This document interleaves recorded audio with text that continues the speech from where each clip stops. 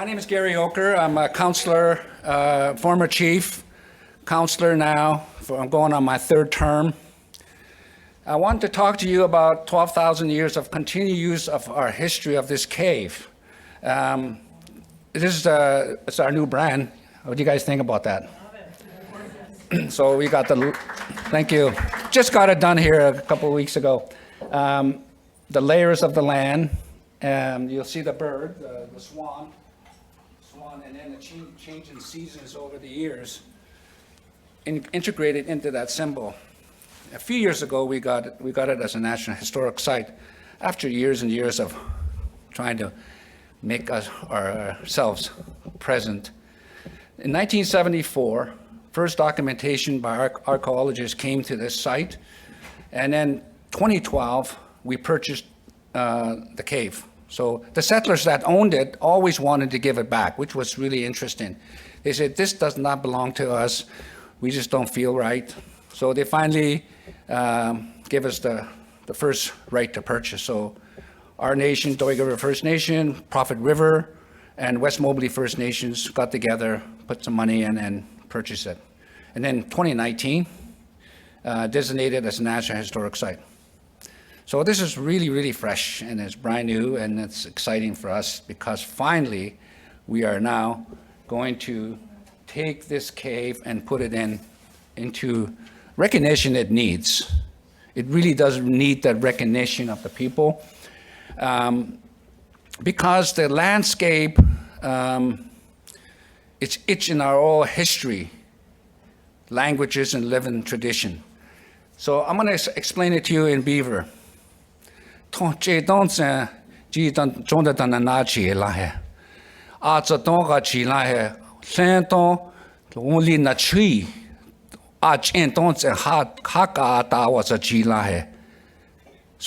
just talked about, we always knew this place since the time of the giant animals, only in the tree. And that story was passed down to us for all this time. So what did they speak about? Our people spoke about this, and these are kind of the visual translation and images that we're putting together based on these evidence of only haki truck. That's what we call the ancestors of today's bison that we know. That's the size in comparison. So giant animals were present for sure. And then, of course, the bones you can see, and then some of the artifacts. And then, based on our traditional stories in and around that area, what does it look like? And this is what we're coming up with. So in that Charlie Lake area, it's known as a fishing area.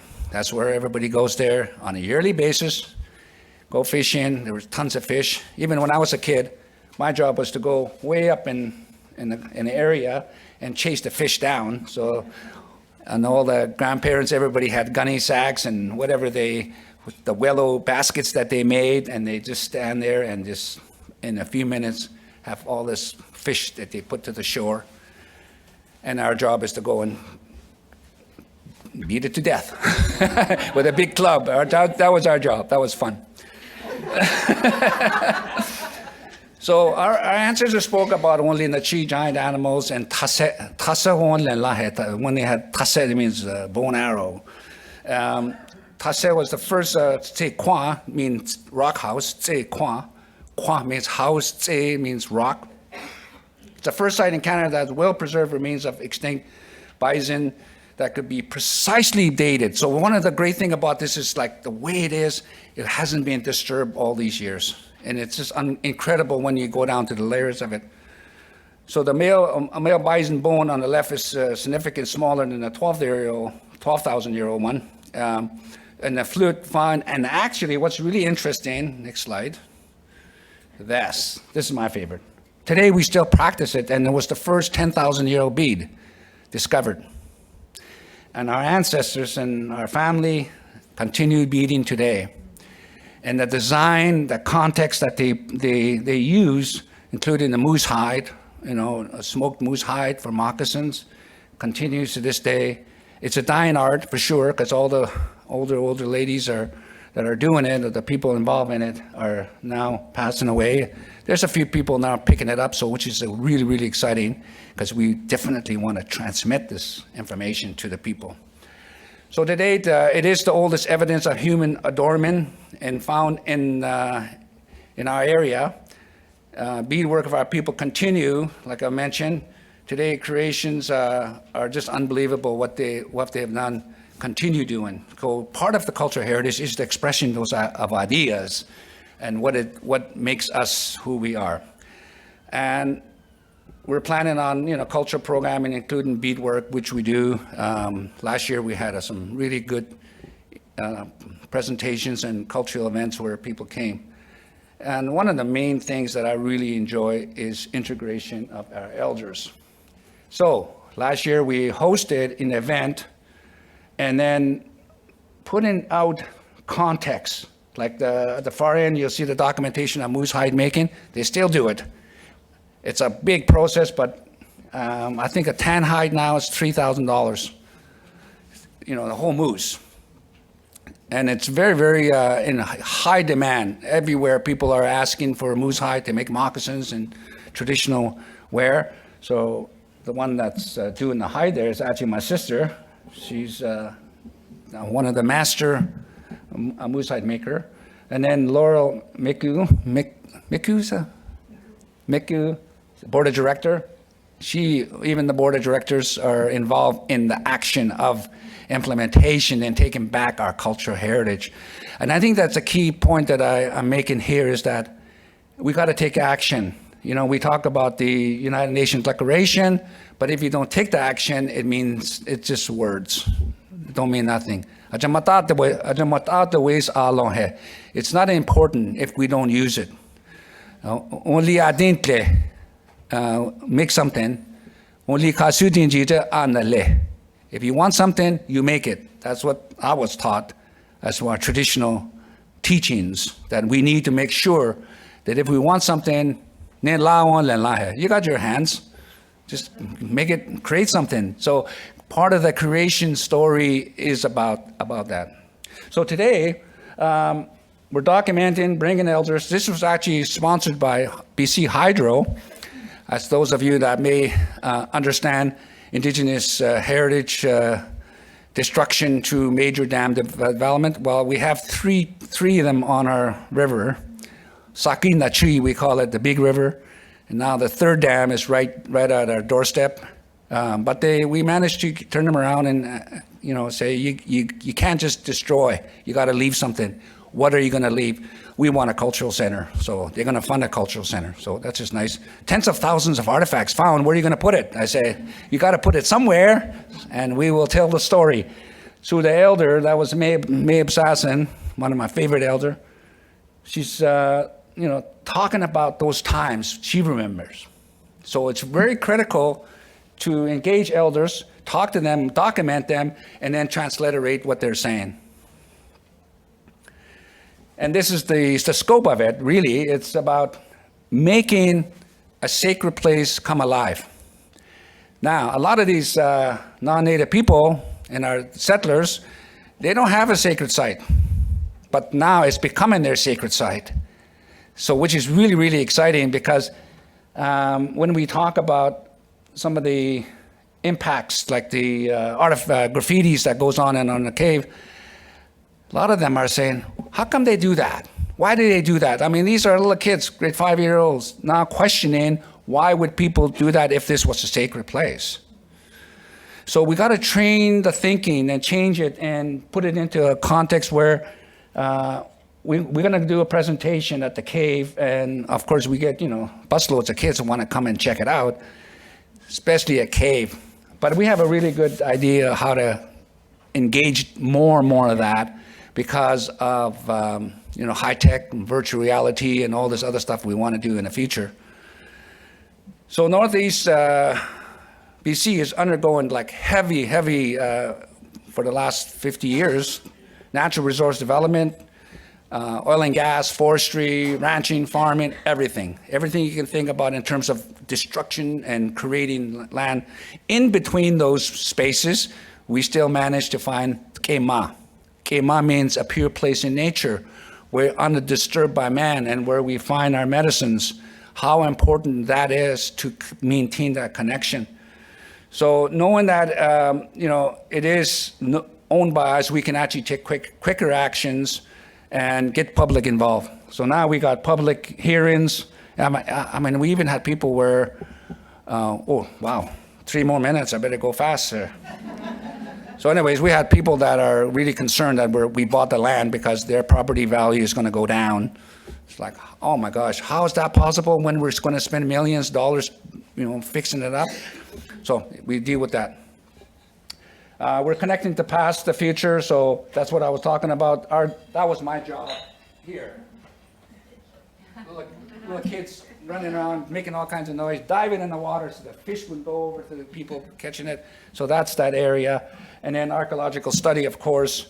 And then, of course, using our language to reclaim it. Kwanzaa, Watsaze, that's an old campsite.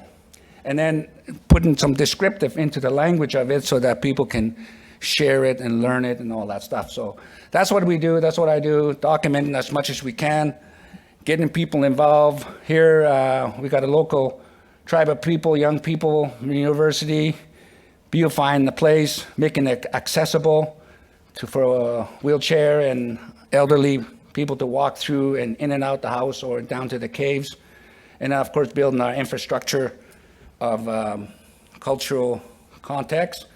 12,000 years ago, our ancestors used that for probably running away from these giant animals. I don't want to get eaten up by these giant animals, so they have a cave there where they can hide. 30 years ago, an archaeological dig was done. That's when they found amazing formation of land and undisturbed, and they found even, raven ceremonies 1,000 years apart. So really, really cool things. And then we got traditional stories that talk about raven transformation. So we're connecting all those pieces together. And today, of course, we're turning it into a world-class repository. Right now, all the artifacts and everything found is put behind a settler's museum in a sea can, in boxes with no reference at all. So we're saying, no, you can't do that no more. We're going to take it over. We're going to build a place where we can actually highlight it in a way that can be used. Plus, we're having an agreement with the school district to pay for some of the costs of bringing people in, elders, whatever. And this is our board. Diane Bigfoot from Profit, myself from Doig, and then Laura from Westmo. And we're ready to do business. Share the world with the beautiful Dene history culture. That's why when I got invited to come out, I was pretty excited because I found my tribe. These are the people I want to hang out with because it's important for culture heritage. Thank you.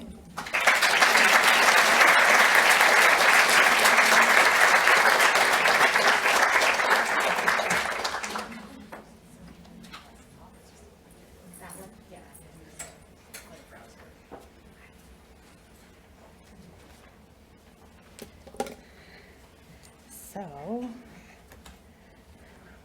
is that okay? Sorry, hello, hi. I'm just getting my museum's website up so you have something to look at while I talk.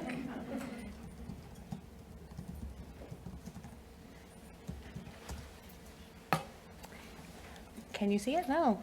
What do I do? What did I do wrong? Sorry.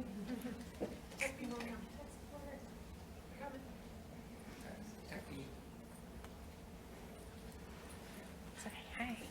I see it. Yes.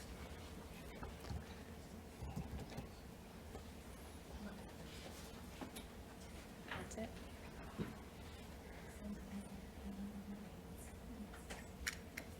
There we go. There, now you get to see where I work. Hi, my name is Jessica Kutuk.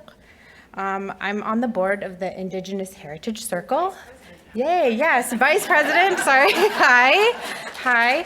So I'm excited to be here. It's been very interesting and fun because, so I'm just gonna, start from the beginning of it. So I'm the manager curator here at the Nunatasunakatangi Museum. I'm the only full-time person who works there. So let me make sure I, tell you everything, because there's so much that I could cover, really. But I think what I wanted to say is to just let you know that the reason I work there is because I went to school for collections management and conservation. So I know we have wonderful collection here in the museum in Iqaluit Nunavut. And just, also overview everything. So in Nunavut, it's Inuit. And so the things in the collection are about Inuit culture, Inuit history, mostly from Iqaluit, but also from the Baffin Island region. And the museum was founded, I guess you can sort of see her. Anyway, so it was founded in 1969 because Nunavut used to be part of the Northwest Territories, and collections that were made in the Northwest Territories would go to Yellowknife, which is very far away from Iqaluit. So in 1969, a group of non-Inuit who lived in Iqaluit founded the museum. And I think that that's really where all the problems started. No. So I've been working there, for the last 4 years. So like one normal year and then 2 years of COVID and now this year. And I think it took me that long to feel confident and comfortable to sort of say, this is a problem, we can change it. What can we do immediately as the organization of me? I basically just need to ask the board, and I need to present it in a way to the board that I think, they'll pick up. So just to say that being founded in 1969, it didn't have a location. It had a collection to begin with. And then we got this, it's in a Hudson's Bay warehouse building. And it was moved here in the 80s, and then in the 90s, we sort of added more space to it to be a museum structure, for the back rooms and more space to display things. But I think it's been obvious that the whole audience and intention for the museum is for non-Inuit, and it's for tourists, basically, who come to Iqaluit. It might be for Inuit whose friends come to visit, and you just want to be like, what can we show? Where can we go as a space? So that's what we're working with. That's what we're starting with. And I find that there are a lot of barriers due to this history, that not only am I trying to preserve and maintain and create cool events and interesting things, but I actually need to go backwards a bit and fix the misconception, the bad habits that have been created, where people think it is only for non-Inuit, it's only for tourists, it's only for old people who like heritage or the past. I don't know where that comes from. But it's these things that kind of pile up and tell you, that you can't do what you'd like to do today. You have to actually go back and work on a few things first. So I started in 2019. I'm the second Inuk person to be the manager curator of the organization. So the first manager curator in the 90s was only there for a year or two. And from the paperwork, I think I see that she did not get along with the board, right? And so the board was also mostly non-Inuit residents of Iqaluit. So it's to me, I'm it's always been a clash of different visions. And so now that I've been there for a while, now that I'm there, I feel like we can do something about it. So the first few things that I'm okay, we need to do something about it is I hire other Inuit. Before, we had non-Inuit running the place, non-Inuit on the board, and non-Inuit part-time staff. Now, everyone's an Inuk. That's basic no-brainer to me. So all of our part-time staff are Inuit. But this creates, the next step of a barrier, which is that the museum is a place where different cultures are meeting. So one of the things I did early on but that, takes a lot of effort to like implement and really make sure everybody hears, is create a cultural etiquette poster. For example, my niece has traditional tattoos, Inuit tattoos on their hands. A cruise ship came last month, and immediately a person on the cruise ship touched my niece's hands to say, are those real? What's that? And it's kind of like, that's a staff person at a workplace. You don't go touching people, right? Like that's just like a basic level thing that is like, okay, well, I have to ask myself, how would this person know not to do it if we're not the ones saying, don't do that? If nothing outside of the museum has set up that expectation, we have to do that work. So after, checking with a couple other Inuit heritage workers to be like, what are common things that come up that seem like difficult discussions to have with people, I did make a poster, and we have it like physically in the building, but I just wanted to cover some of the things we talk about. So basically the first one is to be like, you're a guest here. So it's not like a demanding relationship. It's not oh, you're here, I'm gonna ask you every single like pop quiz question and like you have to answer everything, right? It's you're a guest, you take time, you're becoming friendly. There's things that you can obviously share, and then there's things that are like, no, that takes a little more time to get to know us here. And also being in a museum, I think there's that association of cultures being in the past when they're then presented in a museum. So being very obvious to say that like Inuit are in the present, which is still mind-boggling when you're like, you've come to Nunavut. You can see us all around, but also, like in the present. We also don't use the E word. We say Inuit, we say Inuk, singular, Inuit, plural. No E word, thank you. We also, kind of blatantly say things like that our science and technology is advanced, that our spirituality are not myths and legends, that you should rely on Inuit-created representations of Inuit for any of your facts. You can't be surprised if anybody's worked somewhere where there's, the general public comes in and they just say things that are like, where did you get that from, right? Like, oh, I see you got that from like a really bad 80s movie, and now you're asking me about the facts of that, right? Like, it's pretty clear that your source material shouldn't have been, your only thing you're using. Also, one of the things, because we do have a gift shop in our wonderful museum, is that we buy things directly from Inuit artists and then we sell them. And so we think it's important also to say not to appropriate, our artwork and our tools and things people make a living making and selling. If you're not Inuk, don't make it and don't sell it. And I don't know, like Inuit don't have that statement outside of the museum. So I want to get mad at people, and then I'm like, how would they know though? So we have to say it. Another part, talking about touching people, but also recently some person came and asked us about suicide, which is a very prevalent thing, but also obviously not something we want to just talk about all the time. We just met you. You were at work, just trying to show you what's on display. It's not really an appropriate time to talk about sensitive topics. And just many people have experience working with people who are researching stuff, and sometimes that approach, which like as just a research subject isn't very, very nice feeling either. So like, that's just that's just the beginning. That's just the beginning of all of the things that you could cover, have to interact with people coming into a museum about Inuit culture, like in a broad sense.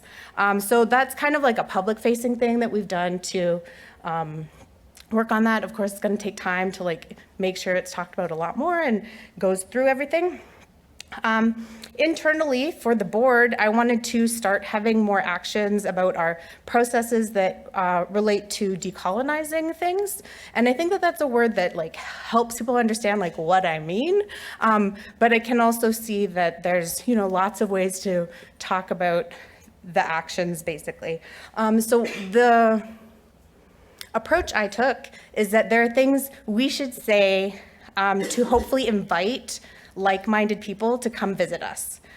So because we have so much capacity only, if we're not the people starting the conversation and letting people know what we expect and what our opinions are, then how are we gonna like attract people to work with us who share those things?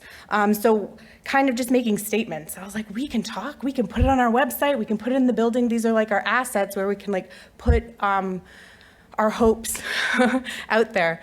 So basic things like a land acknowledgement, we don't do that because everyone's like it's Inuit for many spaces. So I'm like, we can do that. We can let people know, remind people that we're on Inuit land when you come and visit our museum. We also want to mention that the Hudson's Bay Company is kind of not the best in Inuit relationships. So coming into our building, that's a warehouse of the Hudson's Bay Company, we're sort of like, yeah, that's, just so you know, we know that's not the most welcoming place to come into with the best history.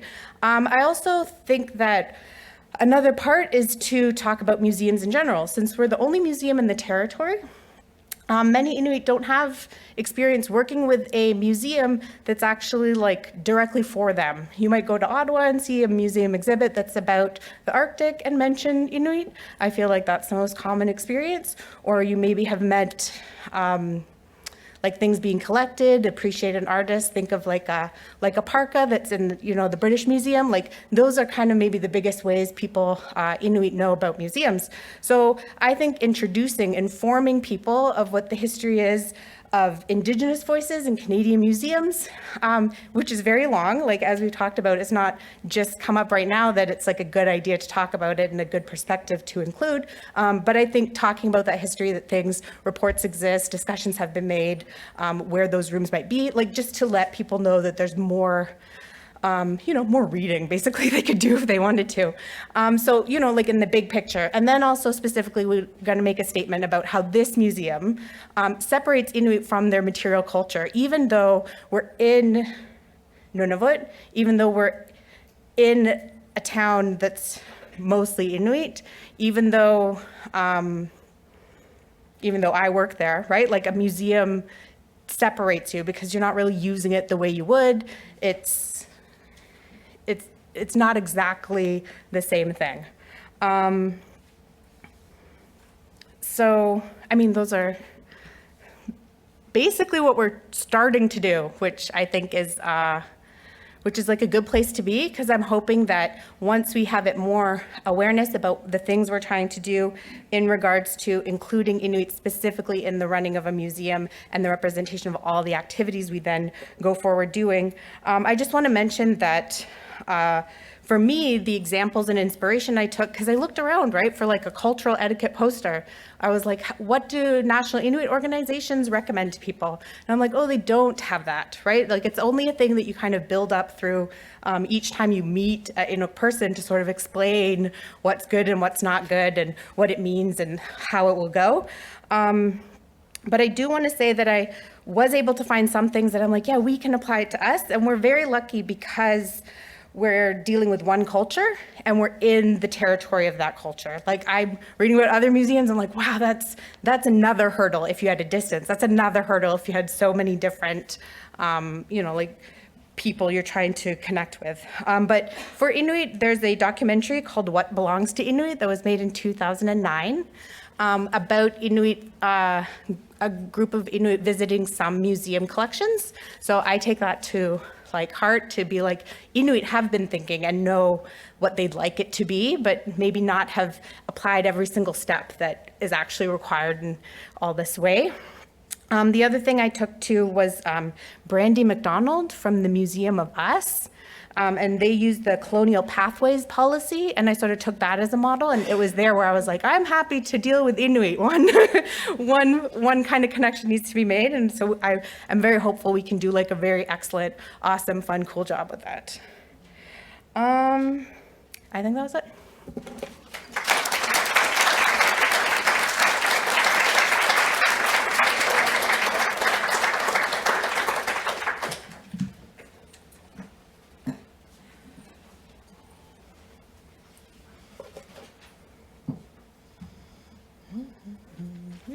What's going on here?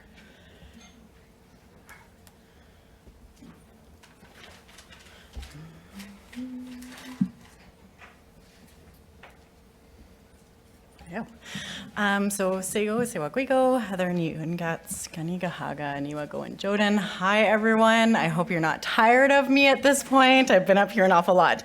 But I finally get to talk a little bit about the work that I do, which is incredibly meaningful. Right now I'm a guest curator at Woodland Cultural Center, and I'm working on an exhibition about the year 1924, which is when the elected system of governance was imposed in that community.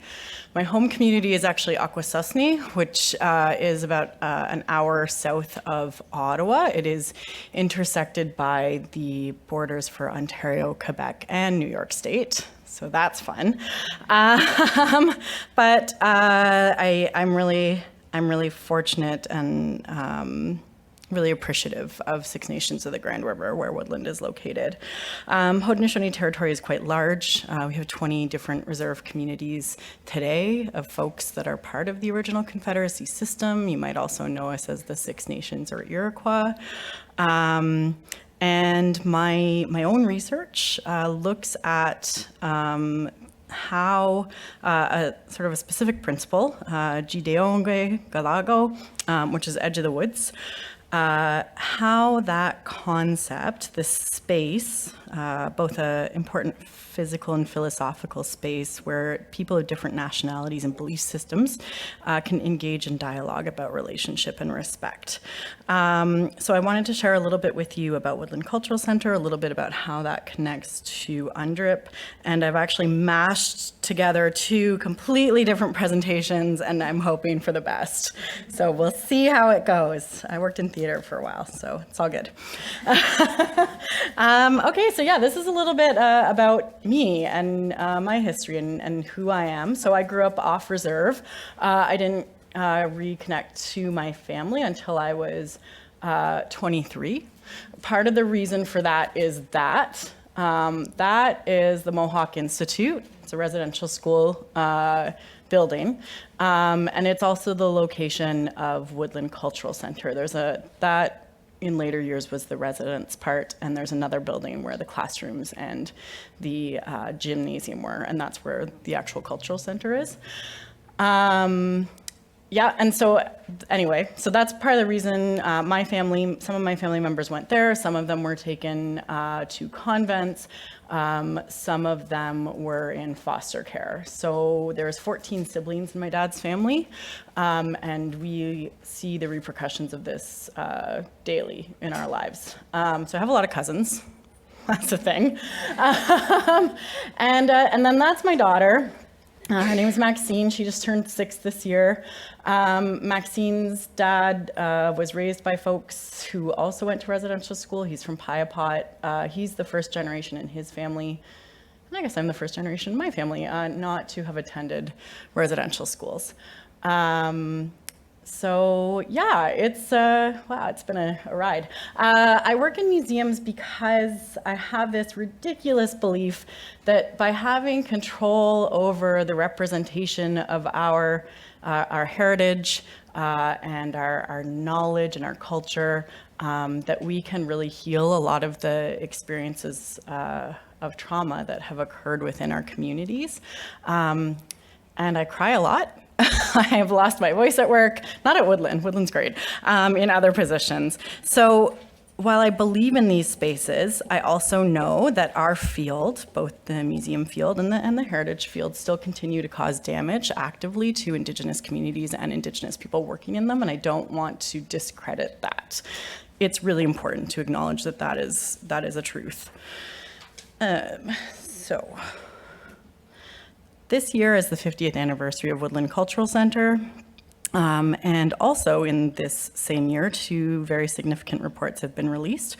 One, if you were in the earlier session, of course, is from the IHC, looking at the role of UNDRIP in heritage, and the other is the Moved to Action report, which was released by the Canadian Museum Association. I'm the president of the Canadian Museum Association, a board member of IHC, and a bunch of other things as well. But I didn't think I would ever see this like in my own lifetime. So it's pretty big deal. Now we have to implement it, right? We got to do the work. So this is an interesting thing. I think when we think about the sovereignty and self-determination that we express within our work in heritage, sometimes it gets disconnected. Like we think about UNDRIP, right? And we say that, well, UNDRIP says that we have the right to self-determination. And by virtue of that right, we freely determine our political status and how we pursue economic, social, and cultural development. And so we think of this as sort of like a contemporary thing. But as Indigenous people, our sovereignty is inherent in all aspects of life. We're born with it. We carry it through our political and social, cultural ways of being in relation with the world around us. So UNDRIP doesn't grant us those rights. It reaffirms and uplifts those rights. And it's not like this is something new that Indigenous people just figured out, that we have these rights, or that control of historical narratives is really important. I mean, every time we do women's shuffle dance, we are reenacting the creation of the world. Like, one of the presenters this morning was talking about how the heritage field was like relatively recent, and I was like, well, not for Indigenous people, it's not. And it's not, and this is another example of this. So this gentleman, Elias Johnson, wrote a book in 1881, and this is in the preface of the book. You can actually find the book on Internet Archive if you're so inclined. And he talks about this issue with control of narrative. And he said, there's also a great deal of prejudice, the consequence of this ignorance and the consequence of the representation of your forefathers who were brought into contact with Indians under circumstances that make it impossible to judge impartially or correctly. So today, as museums globally are seeking to decolonize, the cultural centers in our communities play a key role in this self-determination and sovereignty for Indigenous peoples. But we continue to face barriers in this work due to inequitable policies and funding structures, which do little to recognize Indigenous peoples as experts on their own history and culture. So speaking of history and culture, Canada has an interesting history with Indigenous folks and curation and spaces. All of you who are architectural historians or architects are probably like, oh my gosh, why don't we still have those buildings? Why don't we have those? So this picture here is the Indians of Canada Pavilion at Expo 67. One of the major folks involved with this pavilion was Russ Moses, and his son was quoted earlier when we were talking, John Moses. So there's a legacy there of work in this area. This is the first major time, like publicly facing time, that Indigenous folks had complete control over their historical narrative in sort of like this really public space, right? To the world, to the entire world. And it was really critical. It was critical of the experience of Indigenous people in Canada. So everybody else at Expo is having this big party and talking about how great Canada is. And we're in our pavilion saying like, no, actually we're being treated like we're in a third world country. The interpreters were Indigenous.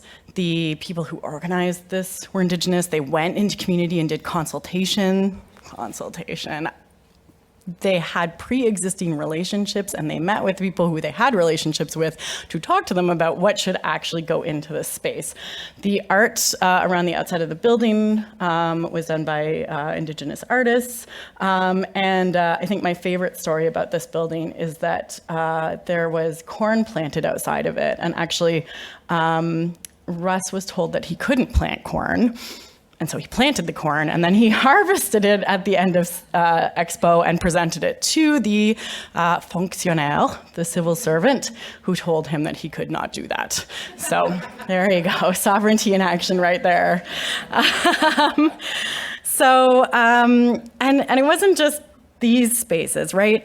So in addition to this, there was a policy paper presented by the National Indian Brotherhood and the Assembly of First Nations in 1972 called Indian Control of Indian Education, which had a whole section on cultural centers, which said that the purpose of a cultural education center is to provide for the personal development necessary for social and economic achievement in today's society. This personal development is achieved achieved when an individual knows himself fully, his personal identity, dignity, and potential. So that report's in 1972. 1971, actually the year before, there was a feasibility study for Woodland, which also outlined the importance of addressing historic truths as they pertained to the role of First Nations in Canadian history. And then a few years later, also I should say this poster for Indian art, actually Indian art started in 1975. It's the longest running exhibition at Woodland Cultural Centre of Indigenous art and includes, there's been people in there like Norval Morso and Daphne Ojig, but there's also been like the neighbor from down the road.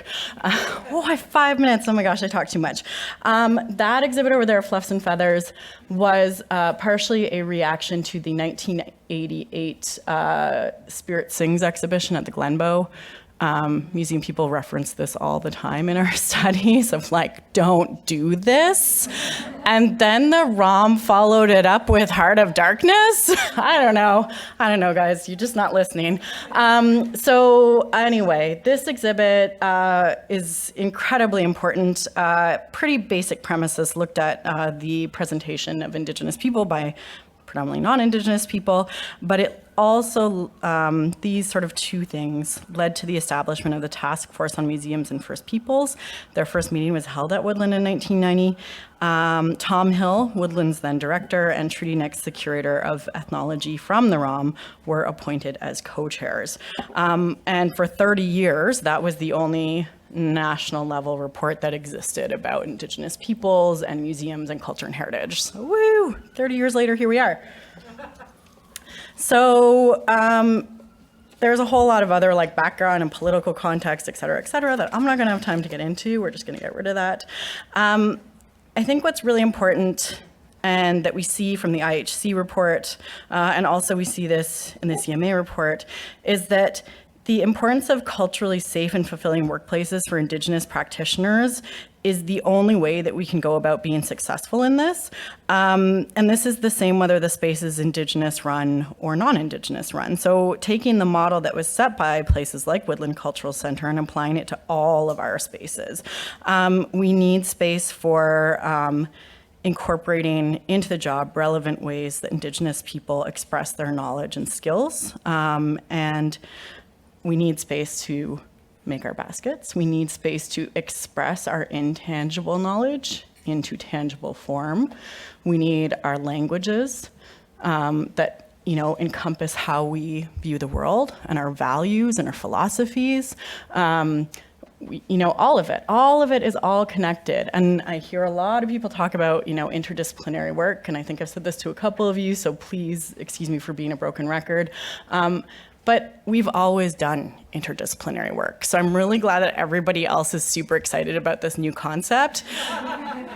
It's not new. If you spent any time speaking to your grandparents or an older person in your community, you've been doing interdisciplinary work.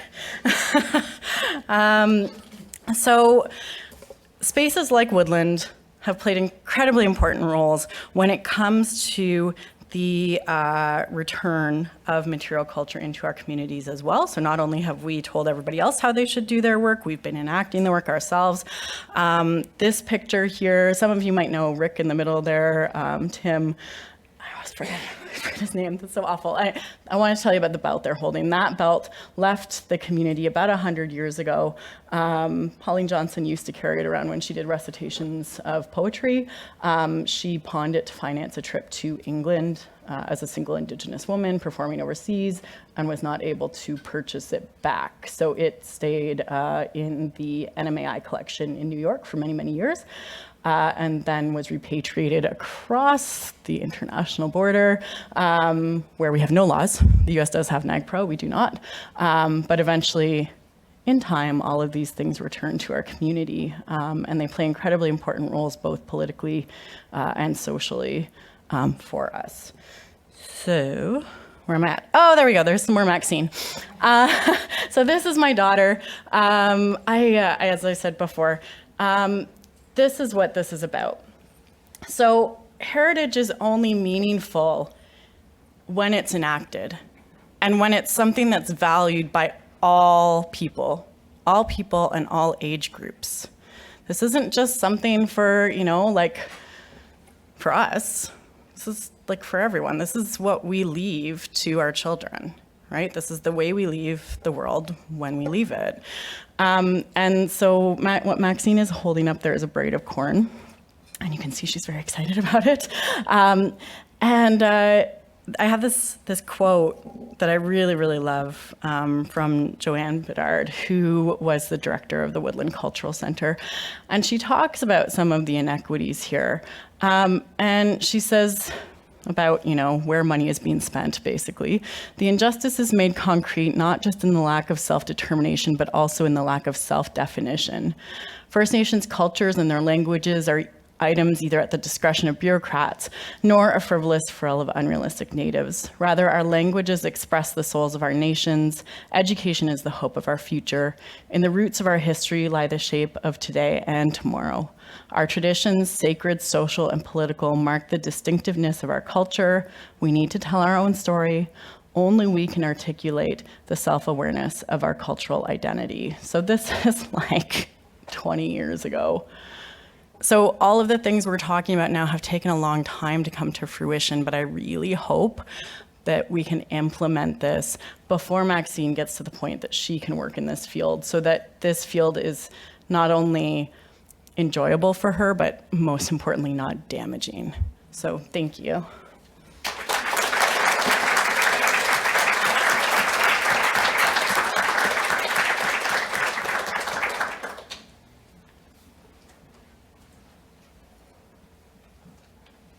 We don't have a moderator, so. All I want to say was that Garry didn't have a chance to introduce himself. He never told us anything about you. We don't know your background. Oh. Well, I was just only the messenger of the things that I work. My name's Garry Oker, and I've been doing this kind of work for a long time. But I also used to live in Montreal as a fashion designer back in the 80s. I'm just a creative spirit at heart, and I've always pursued the idea of transliterating our history and culture. Because when I was growing up, the only thing I knew about being Indian was West Coast Indians down at the totem pole people, and then the Sioux Indians fighting the cavalry. And that's what they taught in school. I mean, that's the only reason why I know a little bit about history is because I went home and talked to Grandma and about, okay, why are we like this? How come they're saying this about us? And that those guys, they don't know anything. So I've always had this flipping of, in the modern context about how people thought about Indigenous people and then what they say, and our people, say, hey, they don't know what they're talking about because, we've been here. I even asked grandparents about where do we come from? I mean, like this whole idea. Tomorrow, I guess we're going to talk about that idea of the Bering Strait and the theory about, where Indians came from and all that. But they mentioned that we've always been here. So what does that mean? So, and we hear that all over the place. Meeting people. So my history, I got a master's degree in leadership in railroads. I'm always learning. I'm 62 now, so I don't mind getting older because it seems like now I'm getting more wiser in how I see the world. Well, but my job has always been in tribal politics to ensure that we get our land back, basically, and which we did. Treaty land entitlement, we have, in 1945, our land was taken away from us, given to returning veterans. We were landless, and they found all kinds of oil and gas, on our land, and they gave it to the returning veterans instead of us. So after 40 years of fighting legal, we're finally in the point of getting our TLE settled. So we're very close after that long. And I always wondered, where we would be now if we've had those resources, 40 years ago. We probably would have amazing cultural centers and all kinds of things. Well, now we're doing it. We've got multi-million-dollar businesses. Our nation is doing good. We have lots of partnerships with companies, oil and gas companies, forestry, government. It's changed now just recently because of the legal case that was established by our sister nation, Blueberry First Nation. They challenged the government, industry, about the impact of treaty, cumulative impacts. So now you got layers and layers of colonial context, and along with all the industry development, land taken up, all that. There's no place to practice your treaty anymore. So the treaty was challenged. I mean, BC government is a little different, but they're also really good now, right? Because they really actually they're doing something, because there's a lot of push now from political, leaders to say, hey, you got to do the right thing. And they actually adopted UNDRIP, the first of its kind in Canada. So but the policies and the procedural things, always takes time. But we need all of you. We need all of you to help. There was a context of one of the leaders that called in-betweeners. You guys, a lot of you are in-betweeners. You're in between the work you do plus the Indigenous, thing, and trying to find that bridge to actually create a better place. The reason why we say that is because I think multiple perspectives on issues and ideas is good for the soul. Because we look at everything holistically and say, okay, this is what it's all about, and let's make the best decision. Because when you don't have all the information, it's hard to make a decision. And for years and years, our ancestors and people were that ability was taken away from them. Only now that we're putting it back together to actually have a holistic view, even about cultural heritage, what it means.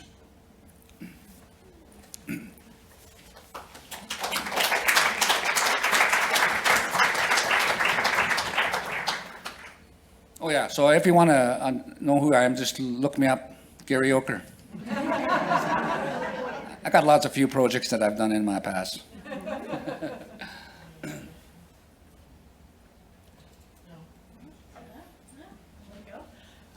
We've got like 2 minutes left, so I don't know if there's anybody that had a question, but this is like, when you're looking at the clock at the end of class.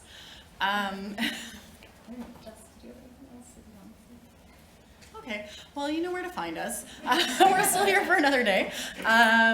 It's been really, really quite the pleasure to get to speak to all of you, and that you've decided to come to these sessions on Indigenous heritage means quite a lot. I think we are at the beginning of something very important, and that gives me a lot of hope on the hard days. Yeah, thank you so much, everybody, for coming. Thanks to my co-panelists for the amazing stories and the laughter. Don't forget about the laughter. It's really important. We look forward to spending the rest of the conference with all of you, and hopefully connecting in the future over all of the amazing work that you're doing. Thanks, everyone.